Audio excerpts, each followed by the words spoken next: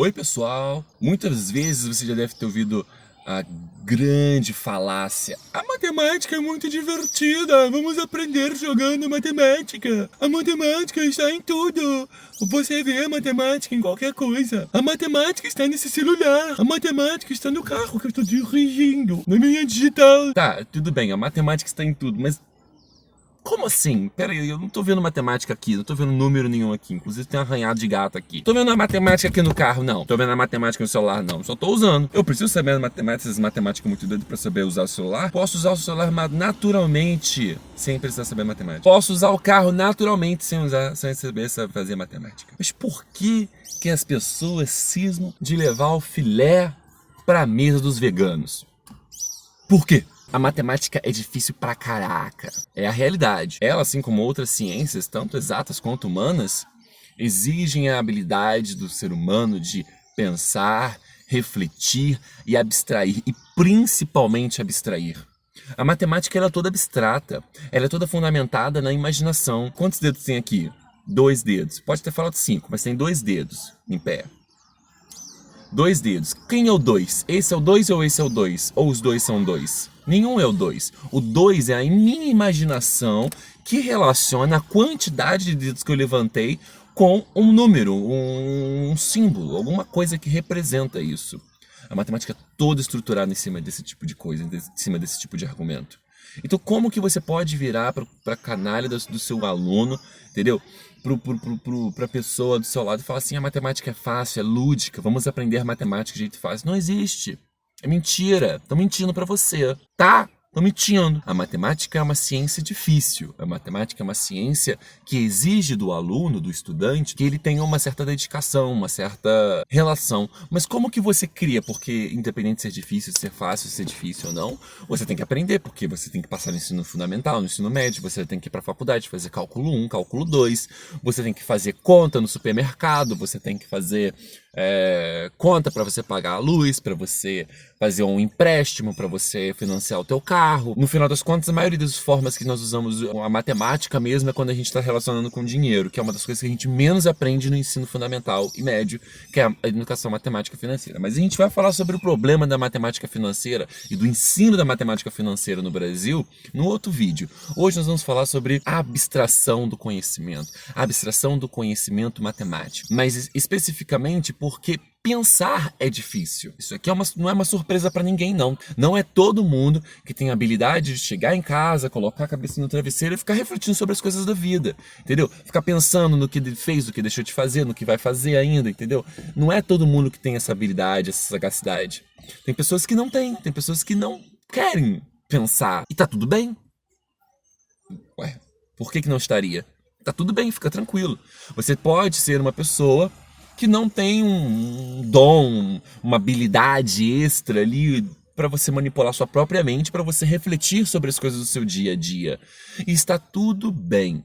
Está tudo bem. Você não é um desistente, você não é um perdedor, você não é burro, porque você não conseguiu abstrair a informação matemática. Você só é uma pessoa que ainda não tem a habilidade de refletir sobre o próprio conhecimento. E isso é uma coisa que você adquire com o tempo. Tem pessoas que nascem, claro, com esse tipo de habilidade. Tem pessoas que desenvolvem esse tipo de habilidade. E tem pessoas que simplesmente morrem sem saber como refletir. São pessoas que fazem do seu dia a dia um cotidiano e não abstraem sobre a sua própria participação na dinâmica do universo, na sua própria participação na dinâmica da sua cidade, do seu bairro, da sua família, da sua casa, na sua participação como se você estivesse pensando sobre você sem ser você. Quando você sai de você e olha para você e tenta entender você mesmo, isso é uma abstração, isso é uma forma de abstração. Porque o concreto é você. Então, quando você está tentando sair de você para tentar entender a você mesmo, você está abstraindo o seu próprio conhecimento de si. E isso é possível. Isso não é mágica, isso não é ai meu Deus, olha o que ele está falando um negócio absurdo. Aquele negócio como é que sai, regressão, isso aí do corpo. Não é isso não, cara. A reflexão, a abstração é um processo natural do ser humano para entender Porque é a partir desse ponto que ele abstrai, que quando ele tira informação de um conhecimento e coloca ele à parte desse conhecimento, ele consegue reorganizar essa informação para qualquer outro tipo de conhecimento. É a mesma coisa que você aprender fração e conseguir utilizar o conhecimento de fração para fazer porcentagem. Porcentagem tem a ver com fração, mas não diretamente. Ok? Você precisa de uma certa abstração para você ver a relação entre a porcentagem e a fração. Assim como você precisa de uma abstração para você perceber os erros que você mesmo cometeu no dia a dia. Porque quando você estava lá fazendo, você não percebeu.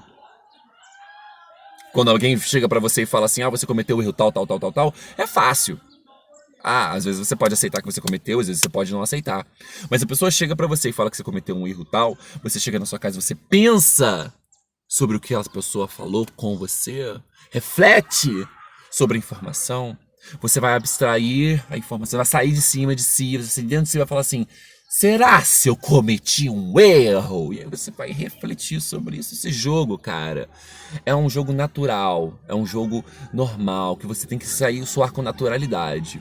Quando você aprende a fazer isso, a matemática se torna algo natural também, a matemática se torna algo normal também, a matemática se torna alguma coisa que vai além desse monte de número e fórmula e expressão. Tudo esse movimento que existe aí da gente dizer que a matemática é lúdica, que você encontra a matemática nos jogos, a matemática nas brincadeiras, você encontra mesmo, de fato, mas é porque o ser humano, a habilidade mais básica do ser humano é reconhecer padrões. E a matemática é a ciência que reconhece padrões. Acabou. Não tem nenhum conhecimento no mundo que não tenha uma relação com matemática, porque não tem nenhum conhecimento no mundo que não tenha um padrão estabelecido para obter esse conhecimento. Até português, as gramáticas elas recorrem a certos padrões. Esses padrões podem ser matematizados, esses padrões podem ser computacionados, esses padrões exigem uma matemática envolvida. Por quê? Porque são padrões e a matemática é a ciência dos padrões. Então tudo que tem padrão tem matemática. Então acabou, tudo tem matemática. Então esse papo de os jogos tem matemática é porque é padrão. E a gente só entende padrão, a gente, ser humano, só entende padrão. Ué, a gente não entende uma coisa que não tem padrão, por isso a gente não entende os números primos, porque a gente não encontrou padrão. Simples, ok? A cerca tem padrão, é matemática. A engenharia tem padrão, o carro tem padrão, é matemática. Tudo que tem padrão tem matemática, mas não é por isso que a matemática é fácil, porque ela não é. Porque pensar é difícil, abstrair é difícil, refletir é difícil. São coisas que exigem uma dinâmica do ser humano, exigem um movimento. Enquanto você, se você for professor, estiver tentando ensinar seus alunos com uma máscara de mentira, de maquiagem, dizendo que a matemática é super fácil, como você não entende isso aqui, é simples, olha só, você só está mentindo, é uma puta numa sacanagem. No final das contas, você está maquiando um monte de mentira. A matemática é difícil e a gente tem que aceitar isso, a gente tem que aceitar que o sofrimento é real. Porque sofrer é normal, você chora, você ri, você fica triste, você fica com raiva. É um processo natural do ser humano ter esses pensamentos. Então quando a gente envolve isso com a matemática, quer dizer o seguinte, quer dizer que a gente está querendo que você sofra da melhor maneira possível, claro. O aluno ele tem que passar pelo processo dele sofrer um pouquinho, dele ver alguma coisa difícil e ter dificuldades. E pensar, e pensar, e pensar. E saber que ele está numa escola, que ele está em aula, que ele precisa resolver aquele exercício para ele poder passar de ano. Ele tem que ter esse objetivo, porque é criança. Você tem que colocar objetivos pequenos na cabeça da criança para que ela consiga se desenvolver mais na frente, para que quando ela chega no futuro, ela não tenha objetivos pequenos. Ela tem objetivos grandes, porque os pequenos já passaram na infância. Então você dá pequenos objetivos para ela e mostra a importância desses objetivos. Você tem que fazer o dever, você tem que pensar. E ela vai pensar, ela vai pensar, ela vai pensar e ela não vai conseguir fazer. E não tem problema. E não tem problema. Ela não é burra, entendeu? Se você não conseguiu fazer o seu deverzinho de casa, você não é burro. Se você não conseguiu chegar na solução lá do dever, você não é burro. Você apenas não abstraiu o conhecimento. Você apenas não refletiu, você apenas não pensou o suficiente. Tente outra vez. Continue tentando, continue estudando. Eu tenho certeza que você vai chegar a algum ponto. Se não chegar, manda um e-mail pro seu professor, manda uma mensagem no zap dele, pede ajuda, tem no YouTube. Você só vai ficar sem saber matemática se você não quiser aprender matemática. Hoje em dia tem todas as formas diferentes de você aprender matemática. É difícil, mas ela é tão possível quanto qualquer coisa. Até a próxima!